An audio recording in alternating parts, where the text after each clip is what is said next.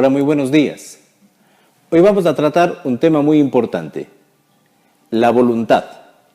La existencia de la voluntad como uno de los elementos principales para poder determinar en el ejercicio diario de la profesión qué responsabilidad tienen los profesionales cuando ejecutan un acto, sea este por acción o por omisión. Es muy importante en este punto saber identificar con claridad cuál es la diferencia entre una acción y una omisión. La acción es un hacer. La acción es ejecutar en forma libre y voluntaria algún evento o hecho con la finalidad de esperar un resultado. En este sentido, un arquitecto, por ejemplo, ejecuta una acción cuando está dirigiendo una obra, realizando el fundimiento de una losa y bajo sus parámetros técnicos está esperando un resultado positivo o negativo, pero está actuando permanentemente para conseguir. Un ingeniero ambiental, en cambio, vamos a citar como ejemplo, ejecuta una acción cuando dentro de su profesión está encargado del tratamiento de residuos peligrosos. Él sabe en la práctica y que por mandato de la ley debe recabar todos los residuos peligrosos en los recipientes que son debidamente autorizados por la normativa nacional y los entes rectores. Sin embargo, no lo hace. Toma la decisión de reciclar los desechos peligrosos en fundas simples. Y esta consecuencia puede generar que terceras personas sean afectadas por un pinchazo de una aguja, por ejemplo. Esa es una acción, porque el ingeniero ambiental está ejecutando todos los actos que van cumpliendo un proceso y que al final generan un resultado. Este resultado, si provoca un daño a un tercero, implica en algún momento el justificativo para iniciar una demanda de carácter legal que puede ser administrativa, civil y en muchos casos incluso hasta penal, e involucrará en consecuencia el pago de una indemnización por daños y perjuicios en función de ese daño que se ha provocado a un tercero. En el campo de la ingeniería civil también existen acciones permanentes que pueden generar consecuencias que vayan con la ley o en contra de la ley.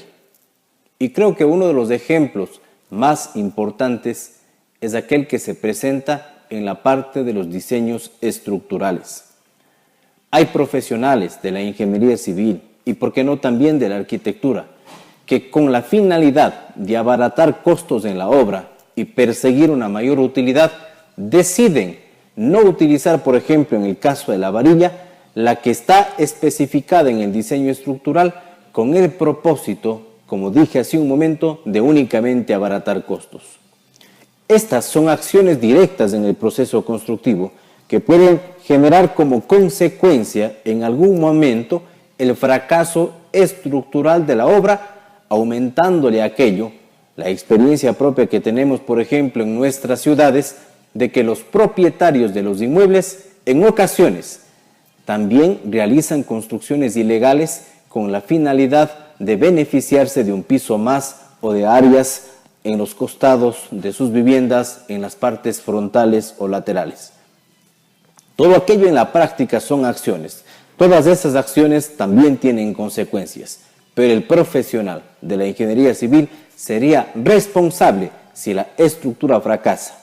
Debo dejar muy en claro que el profesional de la construcción tiene, posterior a la entrega de la obra, 10 años en la responsabilidad en cuanto al diseño estructural y a los materiales de calidad que han sido utilizados en la obra.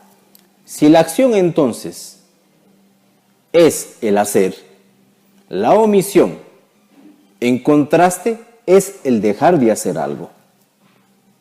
Y es preciso identificar que las omisiones pueden clasificarse en propias y en omisiones impropias, porque cada una de ellas tiene una connotación en el ámbito jurídico totalmente distinta Y todos los profesionales en las diferentes áreas tienen que conocer efectivamente cuándo su omisión se vuelve propia o impropia, porque dependiendo de ello puede establecerse su responsabilidad o no responsabilidad. Por ejemplo, una persona que no conozco, con quien no tengo un vínculo natural, familiar o profesional de ninguna naturaleza, está a punto de saltar de un edificio. Yo observo que esta persona está decidida a hacerlo. Cabe preguntarnos en ese instante, ¿debo yo acercarme, tratar de retirarlo y salvarle la vida? ¿Es ese mi deber como ser humano? ¿Es esa mi obligación? En ese instante, en cuestión de segundos, debo tomar una decisión. Pero llevado del temor, del miedo que siento, pavorizado en múltiples ocasiones por el escenario que estoy observando, tomo la decisión de no hacerlo y dejo de hacer. Frente a este dejar de actuar de mi parte, la persona salta del edificio y muere. Cabe preguntarnos entonces, ¿esa omisión propia, el dejar de hacer yo algo para salvarle la vida en ese momento, es mi responsabilidad? ¿Debo yo llevar la culpa en el ámbito legal específicamente sobre la muerte de esa persona? Técnicamente no lo puede hacer, porque no fue su deber profesional o deber jurídico el haber ejecutado ese acto para evitar que esa persona salte. Quedará en un reproche de carácter moral e interno que es muy probable que lo marque de por vida, pero no podrá existir responsabilidad de tipo legal por esa falta de deber jurídico de actuar. Esto es muy importante establecer para poder diferenciarlo de la omisión impropia o la comisión por omisión. Es decir, que mi dejar de hacer provoca la comisión de un hecho. Y eso aplica cuando existe, en cambio, a diferencia del ejemplo, el deber jurídico de poder actuar. En este sentido, por ejemplo, no cabría la misma responsabilidad cuando un bombero esté cerca y este bombero no ejecute ninguna acción para evitar que la persona salte, porque el deber profesional del bombero es justamente tratar de velar por la integridad de esta persona. Vamos a profundizar en el tratamiento de la omisión impropia o la comisión por omisión. Y para ello es muy importante que comprendamos el primer elemento, la existencia del deber jurídico de actuar, la obligación legal que tengo de actuar.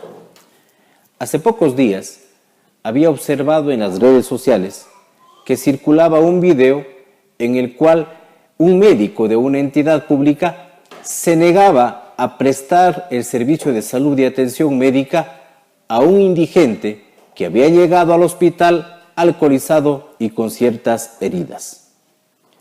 El médico se negó a hacerlo porque el indigente simplemente apestaba y lo dejaron en una camilla. Analicemos el caso. Si el indigente, por motivo de sus heridas y por la falta de la atención médica oportuna, fallece, ¿quién es el responsable? Muchos dirán, no hay responsabilidad de parte del médico porque el médico como tal no ejecutó ninguna acción para que se provoque el resultado, que en este caso es la muerte. Pero no es así, porque la omisión impropia o la comisión por omisión, al determinar un deber jurídico preexistente, como en este caso el del médico de brindar la atención médica por obligación y por mandato de la ley, existe ya responsabilidad de carácter legal. El médico debe responder administrativamente, civilmente, e incluso hasta un tema penal por no haberle brindado atención oportuna, con antecedentes de que existió una negativa plena. En el caso de las profesiones relativas a la construcción, existe omisión impropia al momento en que un ingeniero civil o arquitecto, durante la ejecución de una obra, decide no dotarles a los obreros de los equipos de seguridad necesarios para prevenir accidentes de trabajo. Los reglamentos de salud, higiene, seguridad ocupacional son claros en establecer la obligación jurídica que tienen los profesionales de la arquitectura y de la ingeniería civil, y en fin, todos aquellos que incluso ejecuten actividades de construcción, de brindarles a sus obreros los equipos de seguridad. Esa decisión de no hacerlo es una comisión por omisión, si es que llega a consumarse un accidente de trabajo.